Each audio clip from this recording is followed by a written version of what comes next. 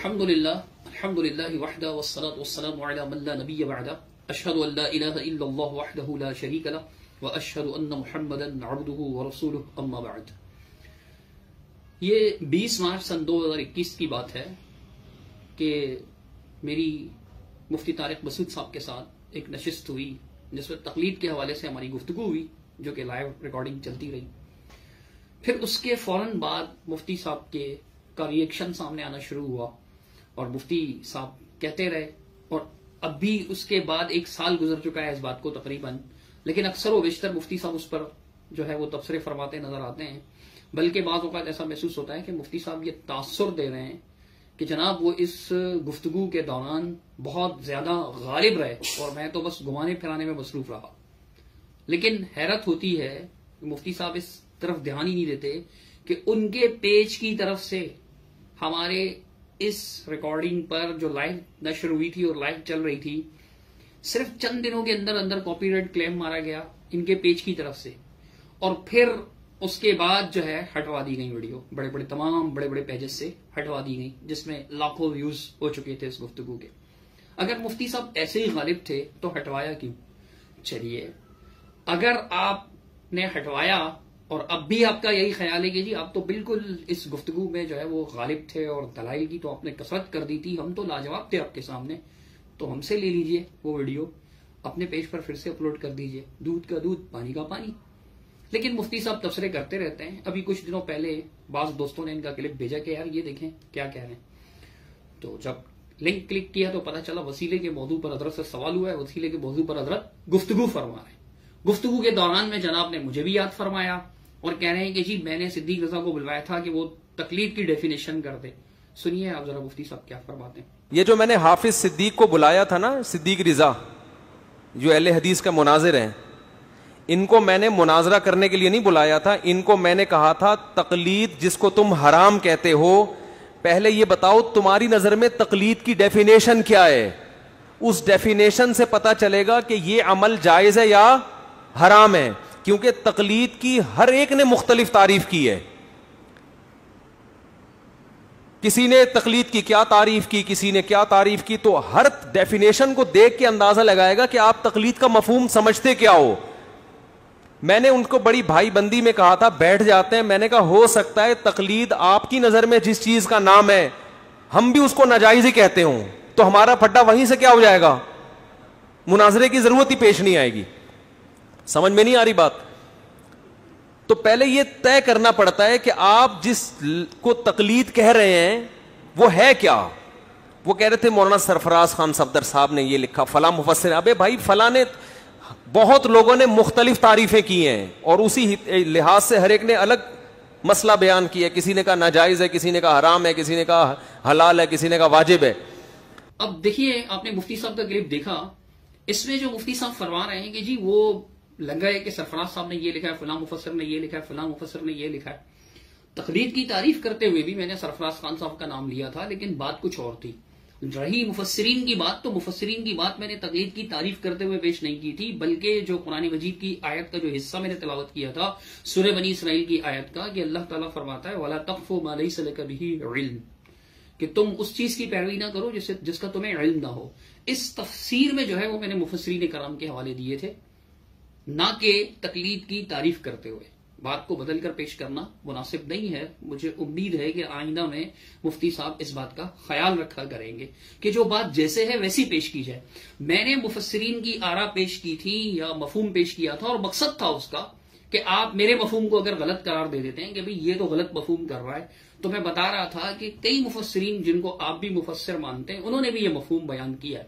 اگر وہ کسی وجہ سے غلط ہے تو آپ دلیل سے ثابت کر دیں. لیکن یہ کہنا کہ جی میں نے یہ پوچھا تھا وہ یہ بتا رہے تھے، تو ایسا نہیں ہوا تھا.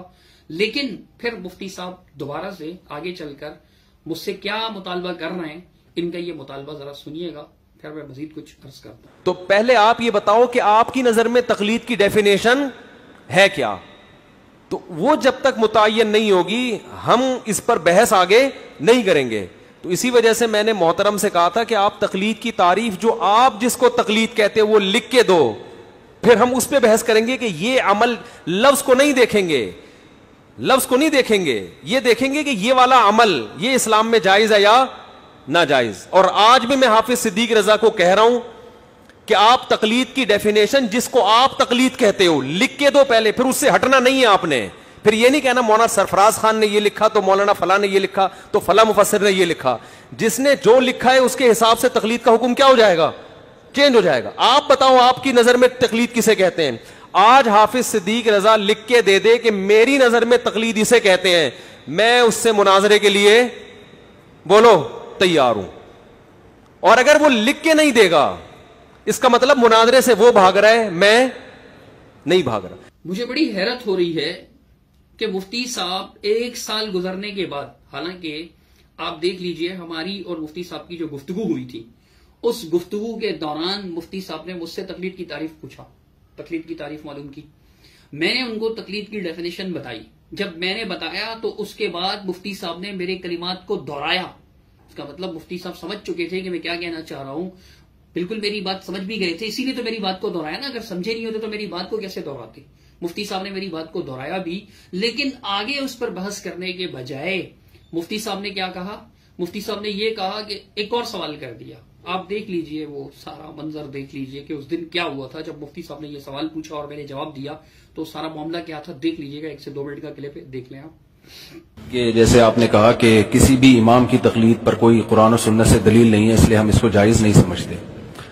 تو اگر کوئی کسی مخصوص امام کی تقلید نہ کرے, ویسے ہی کسی عالم کی تقلید کر رہا ہے وہ, یعنی مثال کے طور پر کسی اہل حدیث عالم کی تقلید کر رہا ہے وہ, ٹھیک ہے, تو اس کے بارے میں آپ کیا کہتے ہیں؟ یہ جائز ہے یا یہ بھی ناجائز ہے؟ آپ کی بات بارک اللہ فیکم, جزاکم اللہ خیر. آپ کا سوال یہ تھا کہ یعنی کہ کوئی شخص ائمہ اربعہ میں سے کسی کی تقلید نہیں کرتا, لیکن وہ اہل حدیث عالم میں سے کسی کی تقلید کرتا ہے, تو یہ جائز ہے یا نہیں؟ تقلید لغات سے لے کر اصول فقہ کی جتنی بھی کتابیں آپ اٹھائیں گے, خواہ وہ احناف کی ہوں, حنابلہ کی ہوں, مالکیہ کی ہوں یا شوافی کی ہوں, ان تمام میں یہ بات لکھی ہوئی آپ پائیں گے لغات کی کتاب میں. حتیٰ کہ میں نے ان کو بتایا تھا کہ علماء دیوبند نے جو کتابیں لکھی ہوئی ہیں, مثال القاموس الوحید, دارالعلوم دیوبند کے استاذ ادب ہیں, انہوں نے کتاب لکھی, اس میں بھی یہی مانا بغیر دلیل کے کسی کی پیروی کرنا. تو ہمارے نزدیک قرآن مجید میں اس کا حکم یہ سورہ بنی اسرائیل کی آیت ہے, آپ حافظ ہیں, آپ کو بخوبی یاد ہوگی. اللہ سبحانہ تعالیٰ قرآن مجید فرقان حمید میں ارشاد فرماتا ہے وَلَا تَقْفُ مَا لَيْسَ لَكَ بِهِ عِلْمٌ, جس چیز کا تمہیں علم نہ اس کی پیروی نہ کرو. اس کی تفسیر میں امام غزالی رحمۃ اللہ علیہ اور حتیٰ کہ مولانا اشرف علی تھانوی صاحب اور مولانا شبیر احمد عثمانی صاحب, جنہیں ہم شیخ الاسلام بھی کہتے ہیں, اور اشرف علی تھانوی صاحب کو حکیم الامت, وہ بھی اس کی یہی تفسیر کرتے ہیں کہ جس چیز کا تمہیں علم نہ اس کی پیروی نہ کرو. تقلید نام ہی اس چیز کا ہے جس کی دلیل معلوم نہ ہو, بے دلیل پیروی کرنا. جب دلیل ہی معلوم نہیں ہوگی تو مطلب علم نہیں ہے اس بات کا, تو اس کی پیروی قرآن سے منع ہے. وہ کسی اہل حدیث عالم کی جائے یا ائمہ اربعہ کی جائے, وہ ممنوع ہے قرآن کی اس آیت سے. میں نے آپ کے سامنے سورہ بنی اسرائیل کی آیت رکھی, اگر آپ کہیں تو میں نمبر بتا دوں. میں اچھا, آپ نے یعنی ایک بات مکمل کی ہے کہ تقلید چاہے کسی عالم کی بھی کی جائے, چاہے وہ اہل حدیث ہی کیوں نہ ہو, وہ جائز نہیں ہے. اور تقلید کی ڈیفینیشن آپ نے یہ کی ہے کہ بغیر دلیل کے کسی کی بات پہ چلنا. اب مفتی صاحب کا یہ مطالبہ ہے کہ جی آپ تقلید کی تعریف لکھ کر دیں, تو جہاں تک مفتی صاحب کا یہ مطالبہ ہے کہ لکھ کر دے دیں تو میں گفتگو کے لیے تیار ہوں. تو میں مفتی صاحب سے عرض کروں گا کہ مفتی صاحب, میں تو آپ کو پہلے ہی 1 سال پہلے ہی بتا چکا ہوں کہ تقلید کی تعریف کیا ہے, لیکن پھر بھی اگر آپ لکھنے پر اصرار کرتے ہیں تو چلیے میں آپ کو لکھا ہوا بھی دکھا دیتا ہوں. پھر میں دیکھتا ہوں کہ آپ بات کرنے کے لیے واقعی تیار ہیں یا ویسے آپ نے یہ بات ارشاد فرما دی. کم از کم میرے لکھنے کا مقصد یہ کہ مجھ پہ کوئی بلیم نہ کرے کہ میں بات نہیں کرنا چاہ رہا یا میں مزید بات نہیں کرنا چاہ رہا, چونکہ ہم ضدی ہیں نہ ہڑ درم, دین کے طالب علم ہیں. اگر کوئی ہمیں دین سمجھائے دلائل کے ساتھ اور وہ بات دین کی ہو, اسے تسلیم نہ کرے, ایسا ہو نہیں سکتا. اہل الحدیث کا مطلب ہی یہ ہے کہ قرآن و حدیث کو تسلیم کرنے والے. قرآن و حدیث سے اگر آپ کا موقف ثابت ہے, بے دلیل بات کی پیروی جائز ہے, آپ دلیل سے اس بات کو ثابت کر دیں گے قرآن و حدیث کی, جو کہ ہو نہیں سکتا, تو ہم آپ کی بات مان لیں گے. اب لکھنے کی شرط آپ لگا رہے ہیں تو لیجئے, میں نے لکھا ہوا ہے, میں آپ کو دکھا دیتا ہوں. یہ میری طرف سے لکھا ہوا ہے, یہ اس کی تصویر ہے. اب میں آپ کو پڑھ کے سناتا ہوں. مفتی طارق مسعود صاحب, آپ کا مطالبہ ہے کہ جس تقلید کی آپ انکاری ہیں اس کا مطلب بتاؤ. تو دیکھ لیجئے, التقلید بے سوچے سمجھے بے دلیل پیروی کرنا. آپ کا یہ بھی مطالبہ ہے کہ لغت کی کتاب سے دکھاؤ. یہ مطالبہ جو ہے مفتی صاحب کی زبانی پہلے سن لیجئے. پھر یہ نہیں بتاؤ فلاں مفسر نے یہ, کیونکہ یہ لفظ ہے, لفظ کو ڈیفائن اہل لغت کرتے ہیں. قرآن و حدیث لفظ کی تعریفیں لے کے نہیں بیٹھتا. سمجھ میں آ رہی بات؟ ہم قرآن سے نہیں پوچھیں گے تقلید کسے کہتے ہیں, حدیث سے نہیں پوچھیں گے.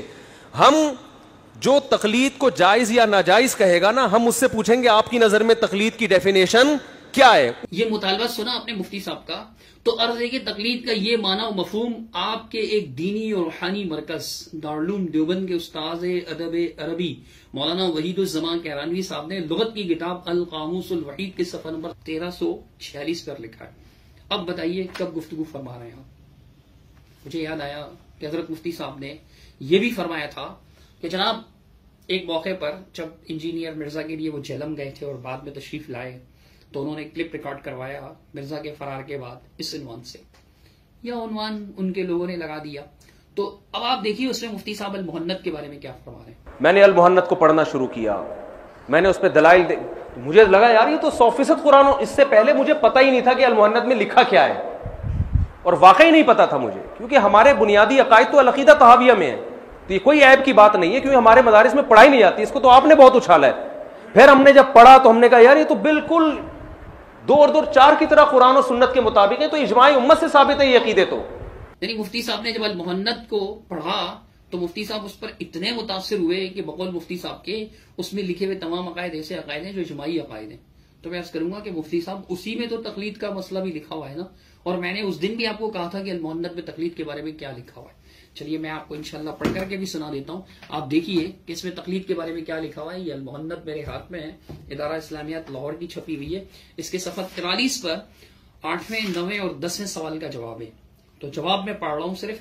اس زمانے میں نہایت ضروری ہے کہ ہمارے اماموں میں سے، چاروں اماموں میں سے کسی ایک امام کی تقلید کی جاوے، بلکہ واجب ہے، کیونکہ ہم نے تجزیہ کیا ہے، ہم نے تجربہ کیا ہے کہ ائمہ کی تقلید چھوڑنے اور اپنے نفس و ہوا کے اتباع کا انجام الحاد و زندقہ کے گھڑے میں جا گرنا ہے۔ اللہ پناہ میں رکھے، اور بئی وجہ ہم اور ہمارے مشائخ تمام اصول و فروع میں امام المسلمین ابو حنیفہ رضی اللہ عنہ کے مقلد ہیں۔ خدا کرے اسی پر ہماری موت ہو اور اسی زمرہ میں ہمارا حشر ہو، اور اس مبحث میں ہمارے مشائخ کی بہترین تصانیف دنیا میں مشتہر اور شائع ہو چکی ہیں۔